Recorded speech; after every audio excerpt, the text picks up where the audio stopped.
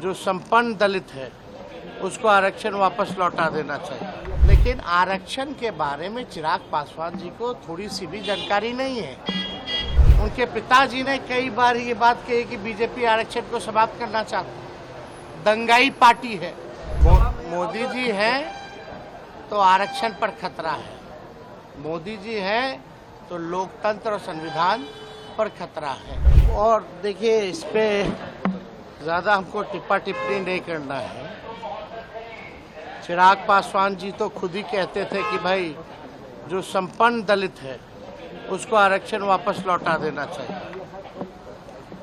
और मोदी जी ने जो चिराग पासवान के साथ जो किया है, उनके पिताजी की मूर्ति को फेंकवाया, उनको घर को खाली करवाया, उनके पार्टी को तोड़वाया, उनके पार्टी का जो सिंबल बंगला था उसको छीनने का काम किया, उनके घर में चाचा भतीजे में लड़ाई लगवाई। फिर भी जो है चिराग पासवान जी मोदी जी के हनुमान बने हुए हैं। कोई भी खुदगर्ज आदमी अगर होता तो मोदी जी के साथ नहीं रहता। लेकिन पता नहीं चिराग पासवान जी की अपनी सोच है, स्वतंत्र है किसी के साथ भी रहने के लिए। लेकिन आरक्षण के बारे में चिराग पासवान जी को थोड़ी सी भी जानकारी नहीं है, और ना ही आरएसएस के बारे में उनको इतिहास की जानकारी है। थोड़ा आरएसएस के बारे में जानकारी प्राप्त कर लेनी चाहिए, और जानकारी उनको तभी प्राप्ति हो सकती है जब अपने पिताजी का, रामविलास जी जो हम सबों के नेता थे, उनके भाषणों को वो सुने।